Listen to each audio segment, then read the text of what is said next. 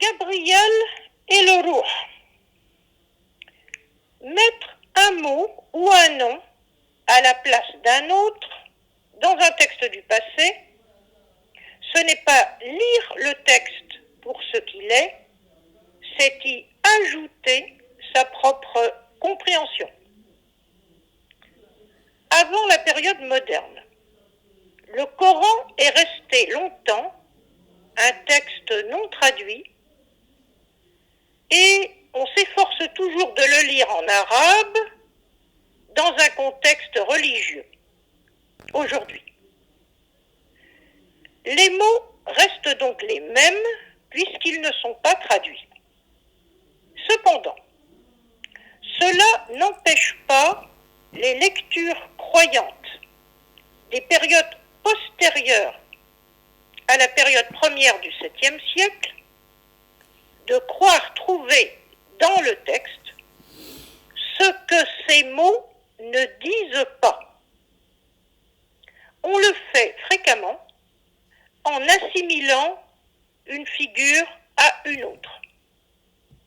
On le fait par exemple dans la sourate 19 au verset 17 en assimilant Ruhuna, notre Ruh, avec le sens de notre esprit ou notre souffle, à Gabriel, bien que celui-ci ne soit pas nommé.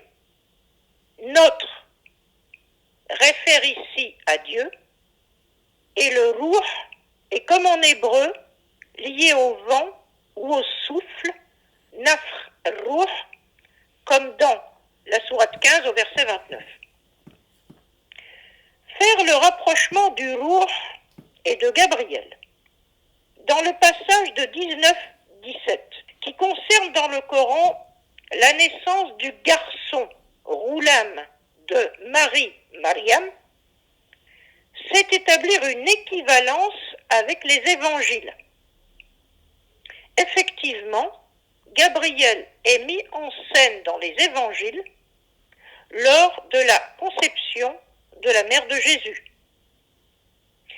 Mais ce rapprochement avec un texte extérieur au Coran est le fait du lecteur.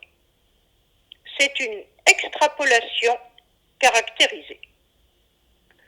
Au contraire, si on s'en tient au texte du Coran, la règle de méthode historique pertinente doit conduire à se demander à quoi correspond le terme Ruh dans le Coran. Or, c'est à propos de ce terme que dans la sourate 17, au verset 85, il est dit « Il te demande », on demande donc à Mohammed, « qu'est-ce que le Ruh ?» Et la réponse est « Le Ruh procède de ce qu'ordonne Amr, mon Seigneur, Rabbi ».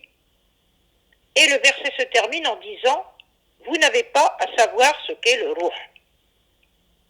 Dans un autre passage, celui de la sourate 78 au verset 37, qui concerne le jugement dernier. Les anges sont placés en rang, Safan, et le Ruh est là lui aussi. Les exégètes du Coran, les Mufassiroun, ont disputé pendant plusieurs siècles pour savoir ce que signifiait le Ruh dans ce passage. Cette dispute, ikhtilaf, est relatée dans le tafsir de Tabari, qui meurt au début du Xe siècle. Il rapporte diverses explications, dont celle de Gabriel, mais il y en a plusieurs autres qui récusent totalement cela, comme par exemple le fait que le Ruh désignerait les âmes des hommes qui vont être jugés.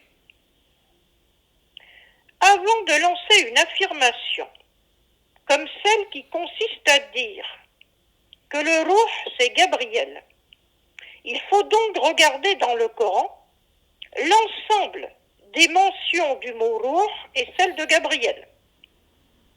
Et là, Les partisans de la confusion des deux noms risquent d'être déçus.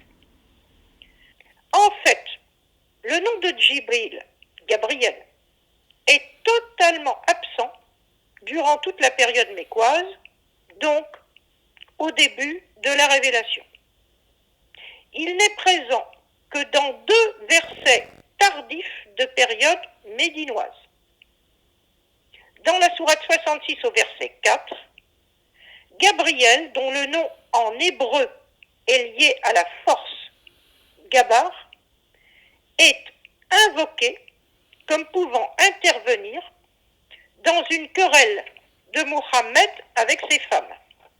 Le seul passage dans lequel Gabriel semble lié à la révélation est celui de la sourate 2 au verset 97 et au verset 98. Gabriel est associé à Michaël dans ce 2e verset. C'est donc à partir d'une base coranique extrêmement étroite que la tradition musulmane va extrapoler. La mise en scène du rôle de Gabriel auprès de Mohammed, de sa naissance à sa mort, connaît à partir de la fin du 8e siècle un développement stupéfiant qui se renforce de siècle en siècle. C'est le résultat de la créativité collective que connaît toute grande croyance et toute religion pour répondre à l'attente de narration merveilleuse de ses fidèles. Dans le cas de l'islam, qui n'est pas une exception dans ce domaine, cela tient sans doute au fait que l'islam sort du terrain tribal et arabique pour être adopté dans des sociétés extérieures où la mémoire religieuse d'origine biblique est très vivante. Cela conduit tout naturellement à des effets importants d'hybridation culturelle. Quand ce type de fait est repéré, l'historien cherche simplement à l'identifier pour ce qu'il est, sans porter aucun jugement. Ce qui compte en histoire, c'est de mettre les hommes et les croyances à leur place dans une chronologie, car les croyances évoluent et chaque croyance est de son temps. Aucune croyance ne se situe dans l'intemporalité, sinon les hommes eux-mêmes seraient intemporels. À très bientôt.